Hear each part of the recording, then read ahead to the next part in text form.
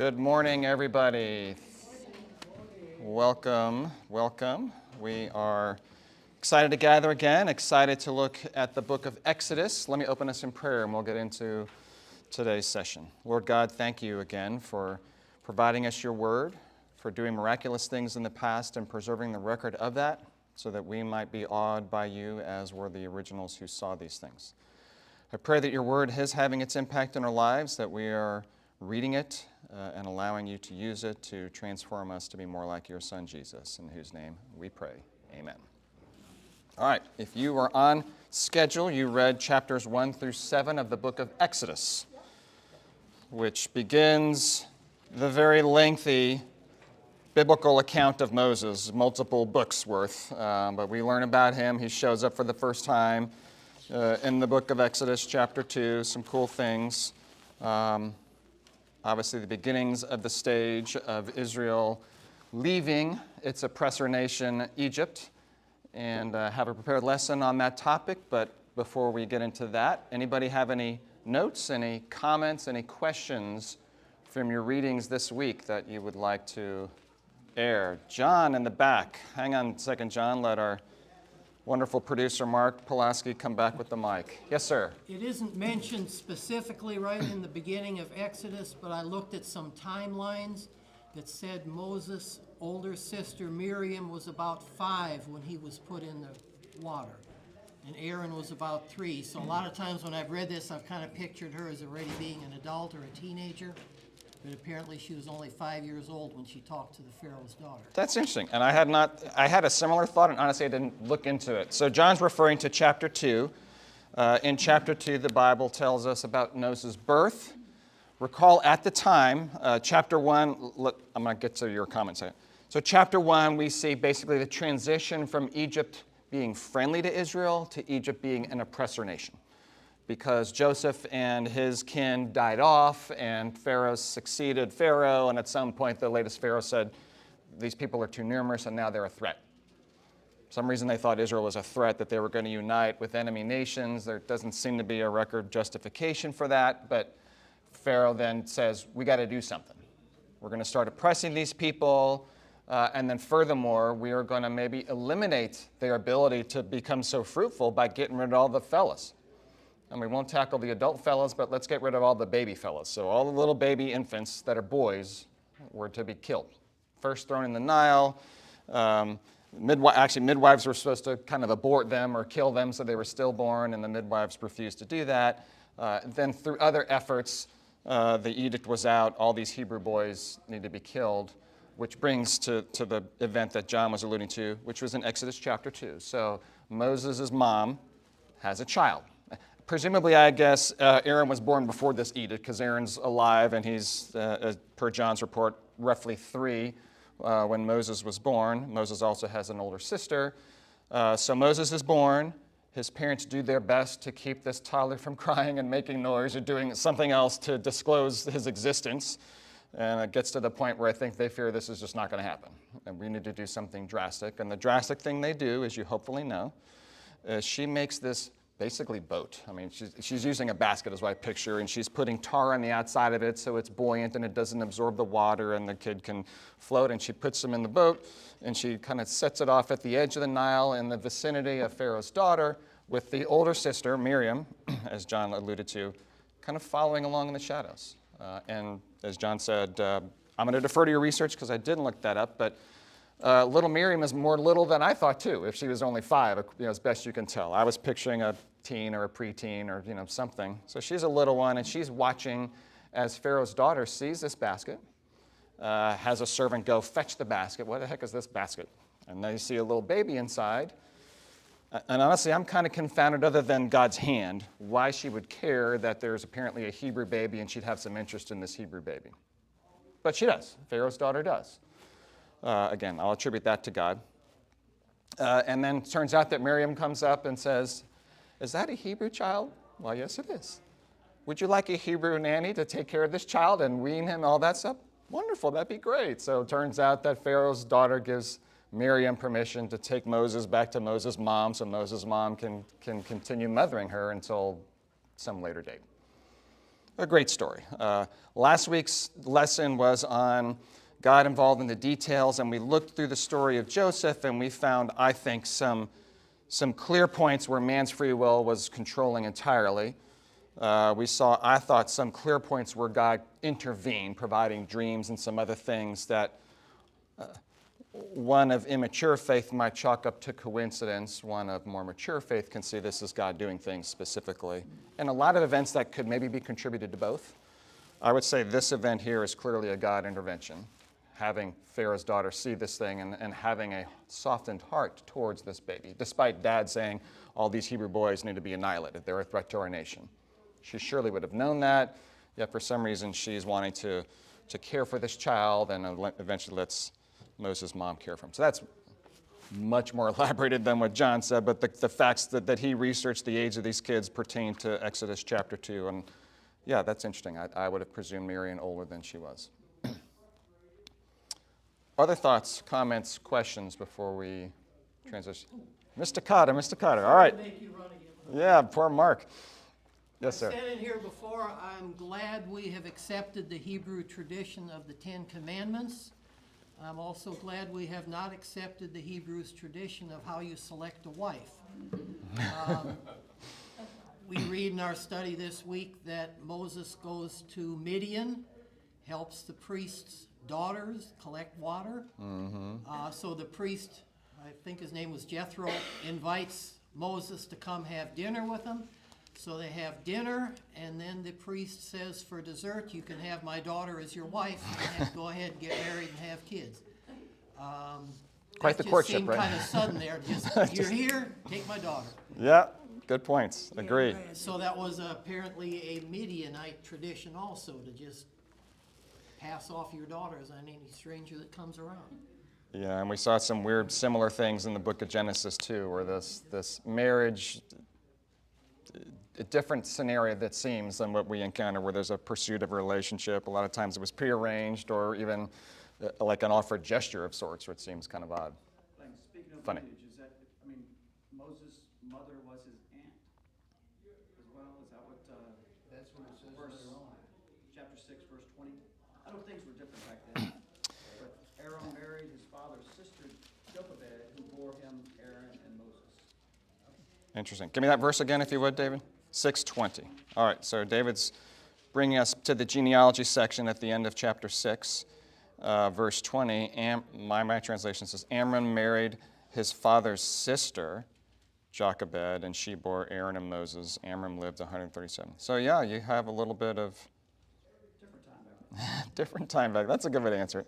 A different time back then. I mean, it was sort of, it was necessary in the very, very beginning to populate the earth, and, perhaps because of that and people knowing that was the historical back, both when Adam and Eve and then when Noah and his kin. Yeah, I think I'm going to leave that one alone, David. Good observation. Correct. Another one about Okay. Moses rebuffing God's desire for him to go speak to the people, and then it said that God's anger burned against Moses.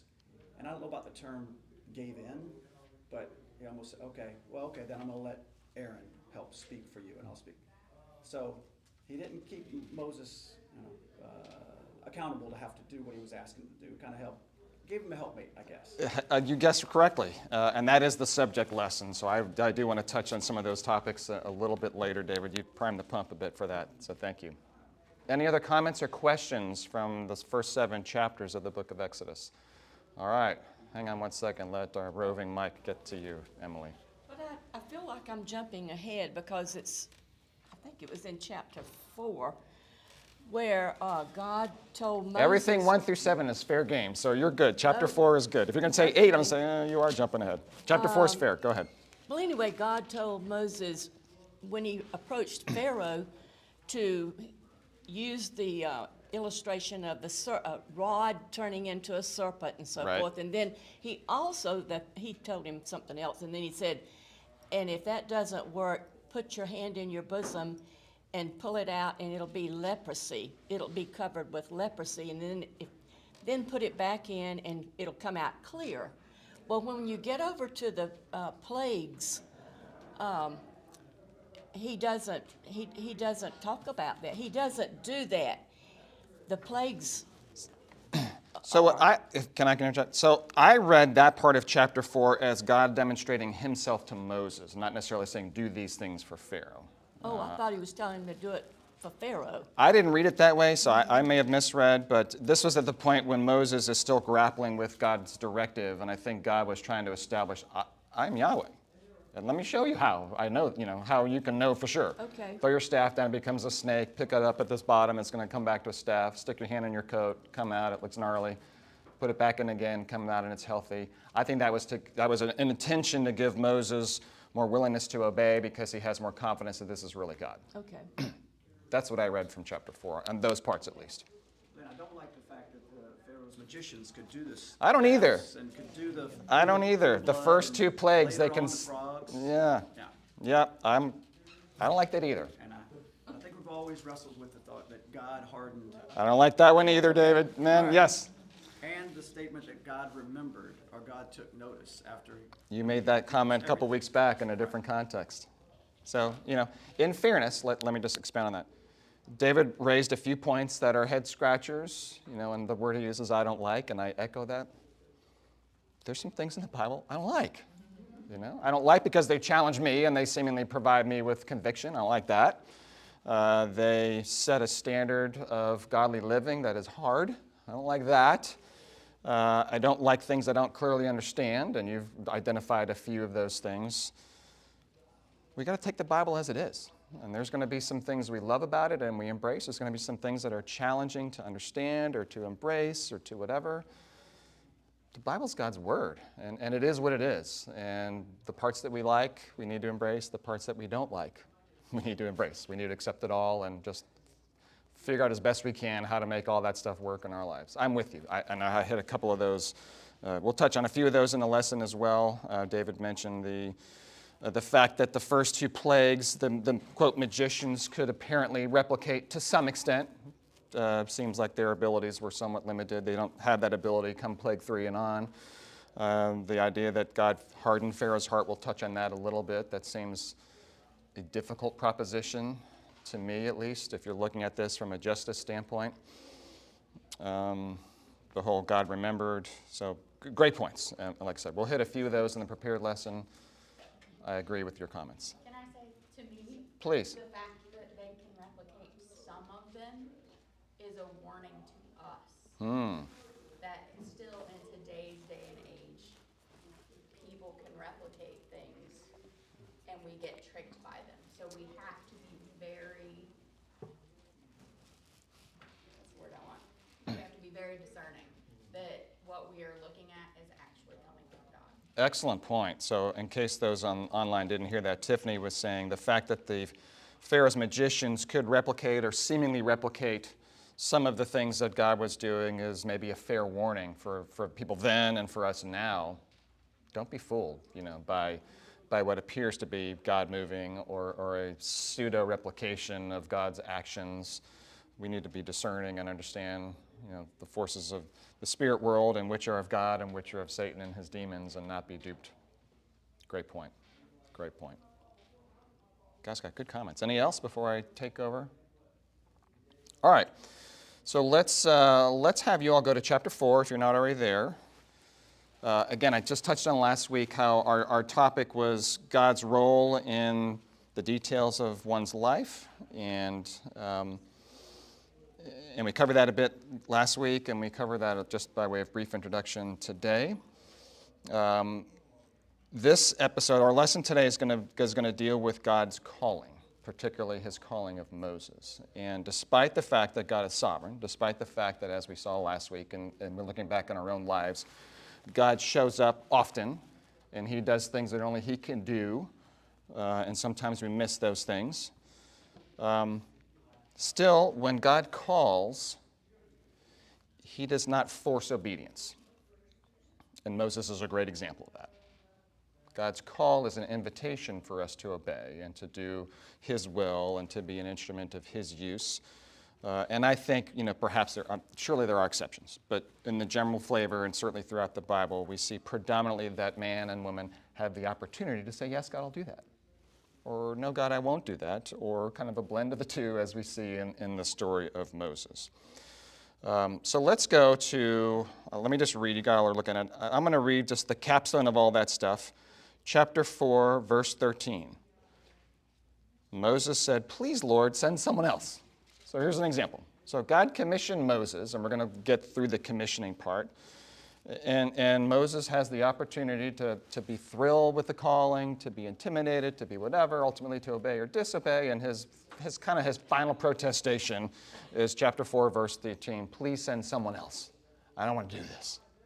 All right, so let's rewind and go to where this all began, this calling part at least. Chapter 3, and I'm missing some of my go-to readers, so I'm going to need to have a few others raise hands for reading, but I'd like to cover the first 9 verses of chapter 3, perhaps one reader to read verses 1 through 3, another 4 through 6, and the last 7 through 9. So 3 readers total. Can I get some volunteers that maybe don't make Mark? All right, Cody is here. Good. So I'll get you, Cody. Then Gary. Can I get a third person? Maybe in this vicinity, and Leslie is also a go-to. All right, so Cody first, Gary next, Leslie, and I'll just wait till that kind of mic gets to you if you don't mind. Cody, 1 through 3. Go ahead. Now Moses was keeping the flock of his father-in-law Jethro, the priest of Midian, and he led his flock to the west side of the wilderness and came to Horeb, the mountain of God. And the angel of the Lord appeared to him in a flame of fire out of the midst of a bush. He looked, and behold, the bush was burning, yet it was not consumed. And Moses said, I will turn aside to see this great sight, why the bush is not burned. When the Lord saw that he had gone over to look, God called him from within the bush. Moses, Moses. Go ahead. Moses said, here I am. Do not come any closer, God said. Take off your sandals, for the place where you are standing is holy ground. Then he said, I am the God of your father, the God of Abraham, the God of Isaac, the God of Jacob. At this, Moses hid his face because he was afraid to look at God. Thank you. Leslie? Then the Lord said, I have surely seen the affliction of my people who are in Egypt, and have heard their cry because of their taskmasters. I know their sufferings. And I have come down to deliver them out of the hand of the Egyptians, and to bring them up out of that land to a good and broad land, a land flowing with milk and honey, to the place of the Canaanites, the Hittites, the Amorites, the Perizzites, the Hivites, and the Jebusites. Well done. Good job. And now behold, the cry of the people of Israel has come to me, and I have also seen the oppression with which the Egyptians oppress them. All right, so stop right there. Very good. Okay, so let's just kind of dissect that. That's basically the story of the burning bush, but let me ask some questions. What captured Moses' attention on this particular episode of his life? So this is an easy question. No tricks, I promise. The fire. All right, but what was different about it? What was unique about this? So he's seeing flames. I'm guessing he's seeing flames, but he's not seeing smoke. That could be the difference between the consumption versus fire. I don't know, but he's noticing there's fire, but this thing is still a fully established bush. It's not withering, it's not burning, it's not creating the other aftermath of typical fire. Let's go figure this out. Let me go see. So he walks over there, and then God responds audibly. I think, one could read this, and I think clearly the connotation from this passage is it's an audible external voice. God speaks in many ways. Sometimes it's internal, a tugging at the heart or an inclination. So sometimes it's in dreams, as we learned in Joseph's time in his story. This is one of those times where there's an audible voice that's not attributed to a being. There's nothing that says he's looking at someone speaking. He's just standing here looking at a bush that's on fire but not being consumed by it, and he hears a voice. Which is obviously kind of an earth-shaking, life-impacting moment. How does Moses respond when he hears the voice? What did he do in response? All right, so first thing he says, here I am, because the voice initially calls to him, Moses, Moses, here I am. And then the voice speaks, and kind of toward the end of Gary's reading, what do we see Moses do in particular at the end of verse 6? He hid his face because he was afraid to look at God. All right, so he hid his face. He's afraid to look at God, which tells us what about Moses? Tells us a few things. It's a vague question. Let me scratch it. That's a terrible question. It tells me that he accepts this as true. Moses, Moses, here I am the God, whatever else he said. I mean, he declares, I am God. Whoa. Moses' response to me communicates he's accepting this proposition as actual fact. He's not debating, are you really God or aren't you God? He falls on his face, essentially. He hides his face, or I'm not sure exactly how he hid his face, but he recognized, I'm in the presence of Yahweh God. And this is crazy. What do I do? First thing I do is show him the honor he's due and not stare him down or try to find him in the midst of my setting. Where is his voice coming from? So again, for me, this is evidence of his accepting God's statement as true, that he is in fact God. And then God spells out what comes next. I love verse 7. I kind of dissected verse 7 in a way that to me sort of intrigued me. He says in my translation, I'm reading, I observed the misery of my people in Egypt. I have heard them crying out because of their oppressors, and I know about their sufferings. So I kind of looked at each of those verbs. He saw, I observed. He heard what they were crying, and he knows. So just a real intimate, I think, depiction of God's omnipresence, of his omniscience, of his knowing what's going on, and of his care. He knows what these people are going through. And you might could say, well, if you knew why they suffer so long, that's another question. I'm right now in verse 7. And verse 7 just says, I observed, and I heard, and I know. So this is a God who's intimately familiar with all things and all people, and he wasn't an unobservant God. He wasn't a distant God. He wasn't unaware of what was going on. I just like that tripartite: observed, saw, know.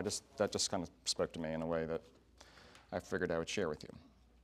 All right, please do. Those and even that word remember that we talk about, I think the proper term is anthropomorphic, when God is speaking in a term that we can relate to, because we're the ones that hear and see and remember. So I think sometimes he puts that there for us. Left that there for us. Maybe not that just completely, or just only, but for us to just to relate, because we can't comprehend him. We can't comprehend what he, that word remember can also mean call to, So it's like, we wrestle with it. Yep. We're going to continue to wrestle with it. But Right. at the same time, he's given us words that at least we can relate to. Excellent. Great point. I want to just restate that just for folks online who might not have heard. So Patrick was saying some of these word choices that we see preserved in our Bible is God basically choosing to communicate clearly to us. It may not be the complete, essence of him, because the complete essence of him is beyond our capabilities, but he does want to be understood as best we can and communicates in a way to accomplish that. And so the idea of communicating senses that we as humans have, seeing, hearing, and through that knowing, I think that's a great point, Patrick. So we get to the end of verse 9. I had Leslie stop at 9 and not go to 10. So at this point, God is saying, I'm God. Furthermore, I know about what's going on with my people, your people as well, Moses. Furthermore, I'm essentially going to rescue them. Is this good news? Is Moses kind of happy with what he's hearing right now? What do you think? Again, not a trick question. It's good news. I mean, yeah, great. Thank you. Super. Yeah, wonderful. So before we get to verse 10, let's just stop at verse 9 and think about it. Verse 9, God says he's going to do these things. Let's just, again, contemplate out loud, what are some of the options God had at his disposal to accomplish this end, the end of rescuing his people and bringing them back to the land flowing of milk and honey, all the complicated people names that Leslie did so well to read. How could God have accomplished that? The all-powerful, almighty God. What were the options he had at his disposal to do this very thing? Okay, right. Such as, bang, it happens immediately. Okay, what else? I want to think through the options. John. Well, Aaron was already in Egypt. He could have just gone straight to him and done it. All right, so he could have maybe commissioned Aaron or someone else to be involved. Good. What else? There's no right answer. I just kind of want to think through the myriad of things God could have done to get from point, A to B on this whole agenda of I'm going to rescue my people. Come on, there's more than two options. Let's go. Get creative. He was going to, it was always that he was going to send a savior, and they all thought that it was going to be a warrior. Was that back then? They didn't have that yet, right? Good question. I don't know that they were contemplating the Messiah as a warrior Messiah back. I mean, they might have. Good question. Don't know. but could have been a military kind of a thing. Okay. Could have killed all the Egyptians. Just could have wiped out the nation of Egypt. Either with the snap of the finger or otherwise. Yeah, again, more. Come on, lots of things. What else? Get creative. What's that? It talks about fighting against them in verse 10 of chapter 1. He was fearful that they were going to grow great in numbers. Yeah. Fight with other people. So, yeah, Pharaoh was afraid that these guys are going to become an enemy nation within his own borders, so maybe that could be. God could say, all right, y'all are, the next whip that hits someone's back, you're going to turn around and you're going to take over Egypt. Okay, what else?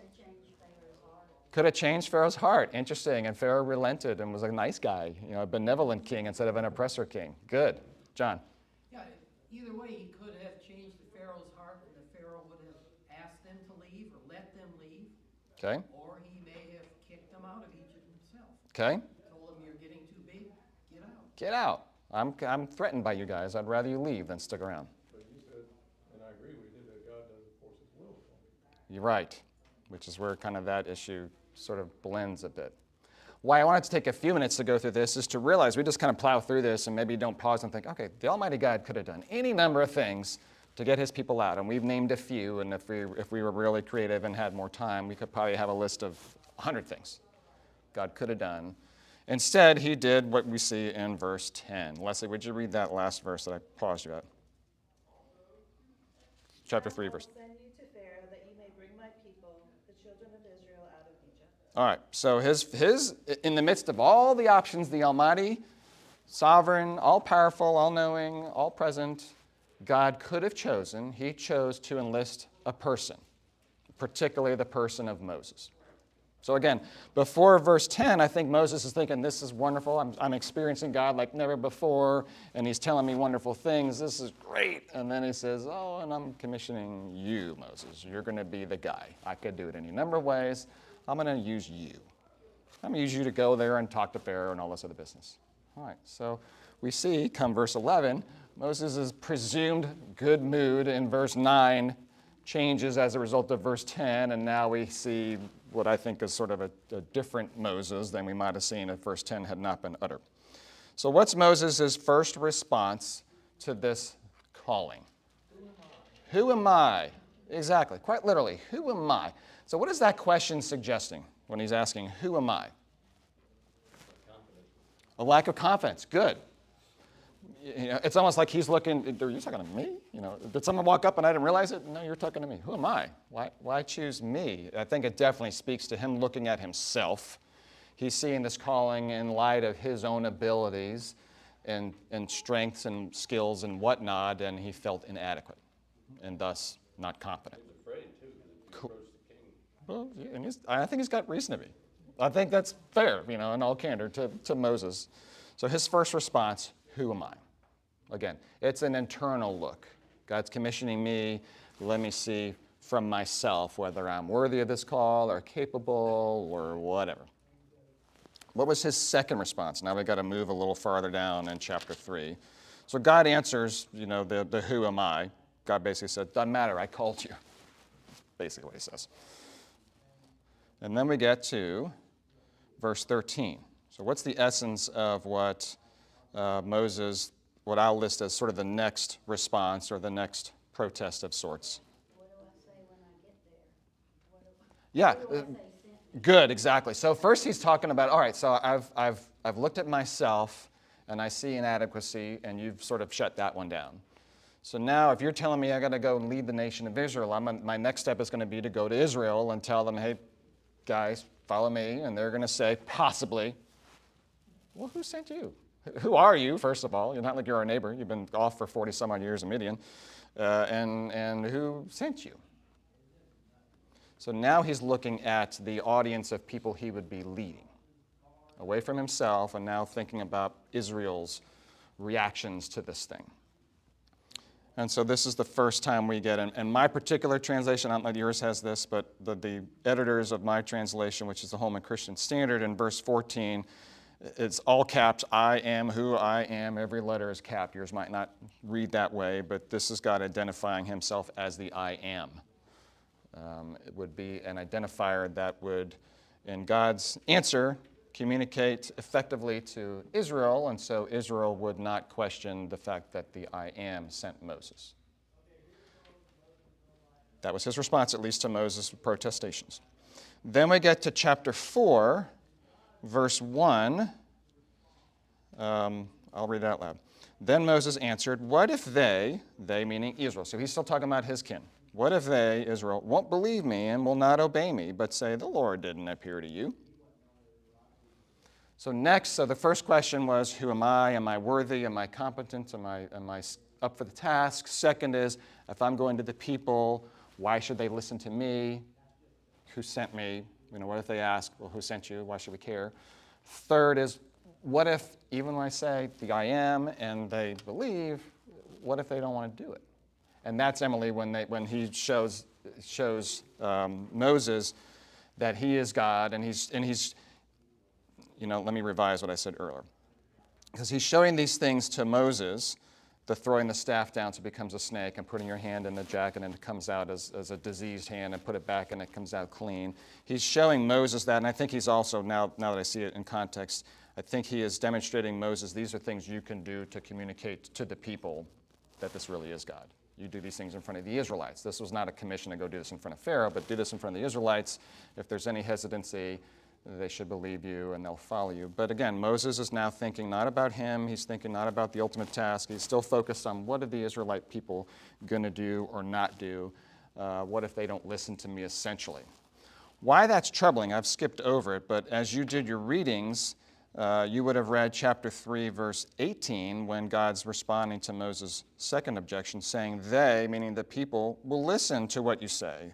Then you, along with the elders of Israel, must go to the king of Egypt. So God basically told him a few verses before, they're going to listen to you. Okay, what if they ask, well, who sent you? You're going to say the great I Am, and da-da-da-da-da, and they're going to listen to you, blah, blah, blah, blah. And then Moses says, what if they don't listen to me? So he's kind of basically saying, I'm not sure you're right, God. What if they don't listen to me? If you think of it like that, that's kind of I would be careful raising that objection, basically saying, what if you're wrong, God? Which is kind of what he's saying without using that blunt language. What if they don't listen to me? All right, moving on. So his next response is in verse 10 of chapter 4. Someone read that out loud. So Mark doesn't have to run around quite so much. Then Moses said to the Lord, O my Lord, I am not eloquent, neither before nor since you have spoken to your servant, but I am slow of speech and slow of tongue. All right. So translated, Moses says, I don't speak good. And he's concerned somehow that that's going to be an obstacle. So he looks at himself first. He looks at Israel and their potential responses and cooperation or lack thereof, second, and third. And then he goes back to himself, fourth, I'm not a good communicator. And then eventually, what I led off with, verse 13, Lord, please send someone else. So this is an example, again, of God's calling Moses, who is prominent in the Hall of Faith, Hebrews 11, for good reason. The next many books of the Bible document why he's there. The next several chapters document why he's there. Nonetheless, in his initial moment of confronting this calling idea that God shows up in his life and says, Moses, I want you to go do this thing for me, his initial responses are what we just encountered. As I step back and look at each of those initial responses without just on their face, I was going to say, just look at them as they stand. Who am I? Am I up for the task? What are the people going to respond? Will they follow me? What if they don't follow me? What do I do next? I'm not all that great at communicating. I think on their face, those are fair comments. Those are fair responses from a human perspective. Legitimate concerns, I would say. John, you have a comment? Yeah, every time I read this, I always think about what if any of us had left our hometown for 40 years? How would we feel if we were supposed to go back to our hometown and tell them how to run things? Especially in Moses' case, since he murdered somebody there. True. He comes back and wants to start giving orders. I would think most of us would be hesitant too. I would think all of us would be hesitant too. Yeah.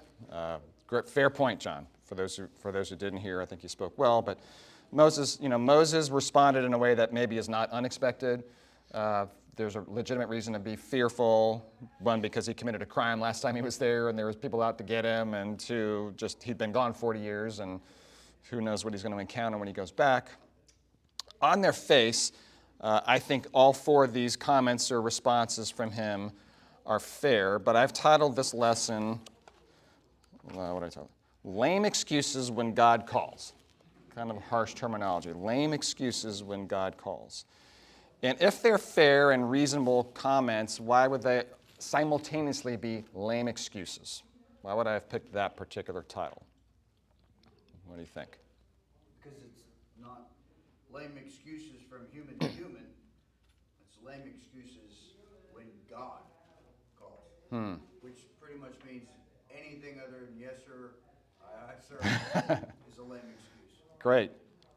I agree. I think because we see really what's driving all four of those comments in chapter 4, verse 13. Please send someone else. So I think before he speaks the first one, his mindset is, please send someone else. Or basically, no, I don't want to do this. So his brain kicks into overdrive and he starts coming up with and trying to articulate some reasons that might be plausible. AKA, he rationalizes, which we are all very capable of doing. And he does it quite well. And again, these four things, I think, I'm not repeating myself, were fair. I mean, they were fair comments. It wasn't like he was saying, heck no. I mean, he was raising, I think, decent concerns that we would consider worthy of considering and worthy of speaking. But he wasn't, why I labeled them as lame, coupled with what Chris said, is they weren't genuine. They were fair, they were reasonable, but he obviously wasn't satisfied with the answers he was getting because he wasn't genuinely stopping at those points. His end game was, Lord, please send someone else, so let me come up with some things that might dissuade God to go find someone else, not me. I don't speak good. I think definitely. So was showing his lack of faith that he would empower him to do what he needed to do. agree. So Sherry was commenting that Moses felt like he would be unable to accomplish God's calling, and by that demonstrating a lack of faith in God. He had plenty of lack of faith in himself, but it's also a lack of faith in God because God's saying, I chose you. I cannot believe I'm capable, but if God says, I chose you, and I'm still feeling unworthy, then I'm also now saying, I don't really trust you, God. I don't have faith in you. And I think it's what we all do when God calls us to do something. We take our eyes off of God and put our eyes on ourselves and our inadequacies and aren't looking to God and what he can do. Exactly. And that's really kind of where this lesson was going to be landing is exactly what Leslie said. This is the natural inclination of I'm saying all because we all have sin nature. There are some who are really led by the Spirit, and maybe that's not their initial reaction, but I think I'm safe to say the vast majority of us, our initial reaction is going to likely be more like, Lord, send someone else, and here's 5 reasons why you should consider doing that. I don't speak well, I'm not, who am I? These people aren't going to listen to me. I haven't been around for 40 years, and last time I was there, I killed somebody. They might not readily follow me. All the things. You can come up with lots of reasons why Moses was not the right guy for the task. God didn't bite at any of them. He answered each of them squarely, definitively, demonstrably even at times. And yet ultimately Moses said, send someone else. And I think was it you, David, that talked about the anger caught? Was it you made the comment about the anger? So in verse 14, then the Lord's anger burned against Moses. So it seems like God's tolerance and his patience and his willingness to respond to what God clearly knows are not genuine concerns but lame excuses. Finally, he shows a bit of enough, essentially. And he provides Aaron as, a help, and then he basically leaves. We see the narrative kind of suggests he just exits so that Moses can't, lob lame excuse number 5 his way because, God's always there, ever present, but the narrative kind of makes it sound like the discussion's done. We're not going to hear, your next list of things why you should send someone else, God. But I did want to get to exactly the point that Leslie made, because part of what makes man different from other animals is our intellect, which gives us the ability to rationalize. And in many contexts, that's good and helpful. Rational thinking is helpful in many regards. But rational thinking can transition to rationalization and cause us to use lame excuses, particularly when God calls us to do things that aren't in our perfect comfort zone, which is almost every time he calls us. It's rare that he calls us to do something easy peasy that we're already doing and we're really good at. It's usually he's calling us to stretch ourselves, because he's wanting to accomplish something that he could accomplish at the snap of a finger, like we said earlier. He doesn't need us to do any of the stuff he wants to do, but yet he enlists us often to impact our lives, to grow us, to stretch us, to have our faith be deepened, to have us be more in awe of God as he demonstrates himself to us and demonstrates himself through us. And we just need to be aware of our human innate reaction and ability to try to rationalize ourselves out of saying yes. Because God does not force obedience. God gives us a call. He gives us an opportunity to demonstrate the faith which pleases him, as he says in Hebrews 11. And if we're not mindful of what we're doing, what Satan's kind of twisted our mind to start doing, we can come up with a list of 7 reasons and feel satisfied that this was not a correct calling. Because I think the biggest danger of rationalization is that we can convince ourselves. It's not, we're never going to trick God. But if we own up, if we're good at rationalization, which all sinful people are, we can come up with a list of things that can give us comfort in saying no and feeling we're justified in doing that. And that's the real danger of rationalization. Thankfully, Moses didn't get to that point. Maybe God didn't let him get to that point. Eventually, he did relent, and he did allow Aaron to be a helper. And as you see, you saw it a little bit in chapter 7 was with their first interactions. But once we get to chapters 8 and 9, the narrative is not talking about Aaron saying so-and-so to Pharaoh. Moses is the one talking to Pharaoh. So it's like Aaron was a crutch that he's with him, but he's not needing that crutch anymore. Moses is the guy that's primarily communicating to Pharaoh. So we see God work through Moses. We see his, on their face, reasonable objections really are lame excuses, and God plowed through and allowed Moses to do great things. And again, so the call to us is just to be mindful of our reaction, our ability to be like Moses in that regard. Hopefully, we can also be like Moses and eventually saying, yes, Lord, I will obey you and allow great things to happen to others through us and to us through God. Let me close this in prayer. Lord, thank you for this episode. Thank you for showing us with great clarity not only Moses' eventual faith, not only your desire to use frail and faulty people like Moses and the rest of us, but our natural inclination to often find ways to say no. Thank you for being patient with us and tolerant of that, our natural inclination. Thank you for still enlisting us nonetheless when you don't have to.